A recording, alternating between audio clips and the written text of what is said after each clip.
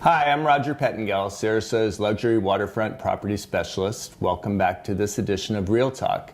And today, instead of Mary Kay, my typical sidekick, we have Mike Mailliard, who you probably remember from previous episodes, is our local insurance guru. Hi, Mike. How are you? I'm excellent, Roger. Thank you. So, what's important to me to understand all the time is what's going on with property insurance. And I've seen this year it's been a lot easier than in the past to get good rates, good available insurances.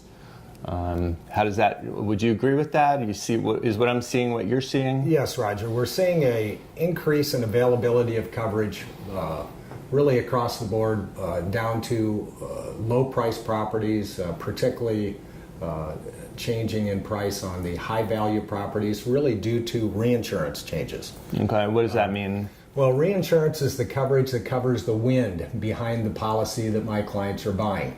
So on a moderate to low price property, we're always dealing with a Florida admitted carrier. So is what, up to 500,000? Really up to 750, okay. Roughly, is where the Florida admitteds would be primarily competitive. These are companies that, according to the state of Florida, are required to have a minimum of one Category 4 storm of reinsurance per year. Okay, let's hope for more than, fewer than one storm, yes, but that they actually do have some extra money. That is the minimum requirement. Unfortunately, there are up to 35% of Florida carriers that are buying strictly that one storm of coverage. Okay, those aren't the ones that we're selling, They right? are not I certainly would not offer such a company. In an actuarial sense, my experts are comfortable with companies with at least two of full Cat 4 coverage, meaning that the first two storms per year, they are not paying money out of their pockets. They're being paid by the reinsurance carrier.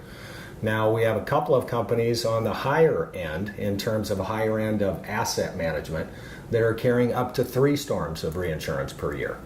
And inherently, those are the companies that we are recommending. We're always showing my clients a 2 reinsurance carrier, and then, if available, the 3 storm of So are those storms that just hit Florida?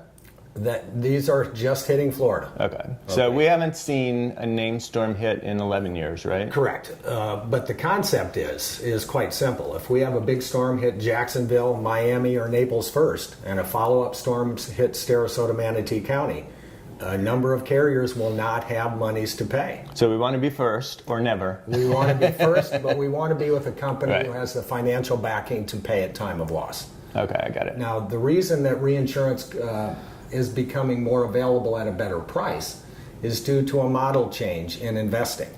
In an international sense, hedge funds and mutual funds are starting to invest in reinsurance companies with a small percentage of their assets, which end up so that must be some more competition, right? That drives down the price. That ends up putting a lot more dollars into the pool. If I have a reinsurance company with money in the pool, I'm a failure if I'm not getting that at risk. My business is having money at risk. And as long as there aren't storms, they're making tons of money. Well, even if there are storms, it's a balance of percentage. So each reinsurer may strictly take a percentage of a particular risk.